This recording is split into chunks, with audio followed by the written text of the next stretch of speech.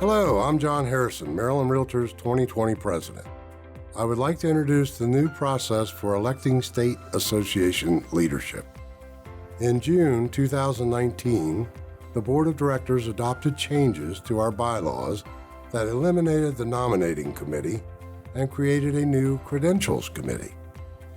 This committee's purpose is to ensure that members who want to run for elected office meet the established qualifications.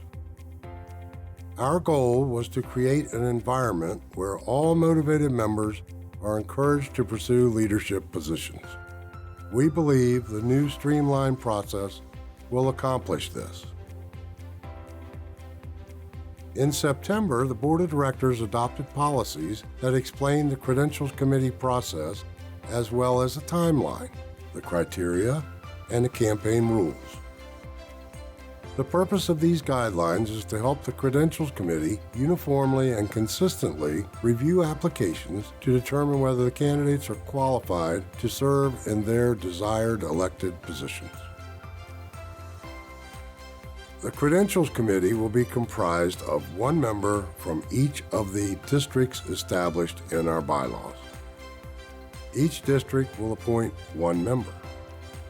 The President will then select a committee member to serve as chair, and the President-elect will choose a member to serve as the vice chair. Here are some highlights and important dates to keep in mind if you are considering running for office. On or before January 1st of each year, a candidate information packet and application will be posted on the Maryland Realtors website. Potential candidates for Maryland Realtors, President-elect, Secretary, Treasurer, at-large directors, and district vice presidents must complete the application and provide all required information on or before March 1st to participate in the current year's elections. In a significant departure from previous years, no nominations will be accepted from the floor. The Credentials Committee is responsible for ensuring that potential candidates meet all the stated criteria for the desired position. They will review and verify the information contained in the written application submitted by the candidates and determine whether each candidate is qualified on or before March 31st. A candidate who has been deemed eligible by the committee will then be referred to as an eligible candidate. The Credentials Committee will publish on the association website no later than March 31st of the year in which the election is to be held the names of all eligible candidates seeking election.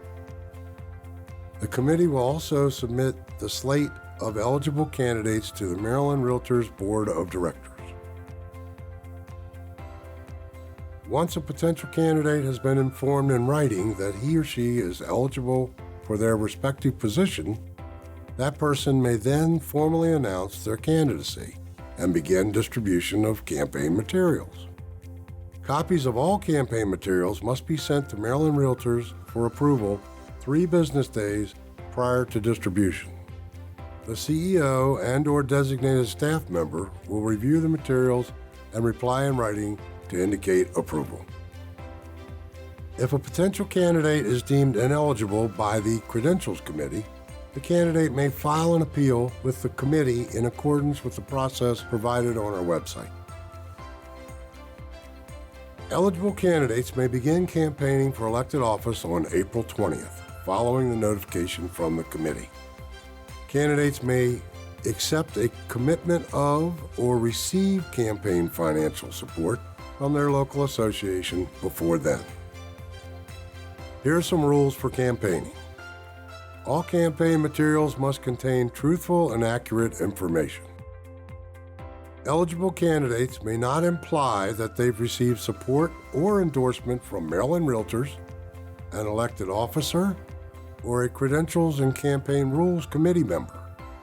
All campaign materials must accurately specify the office and year for which the candidate is running for election. If a candidate uses a person's likeness in campaign literature, the candidate shall obtain written permission of that person. A candidate may not use the likeness of any current or former Maryland Realtors employee in campaign literature. Thank you for your time. We strongly believe this process will encourage more members to seek elective office at our state association, which can only have a positive impact on our governance and ensure that we remain responsive to our members. As always, if you have any questions or comments, please reach out to any member of the leadership team. You can find our contact information at mdrealtor.org.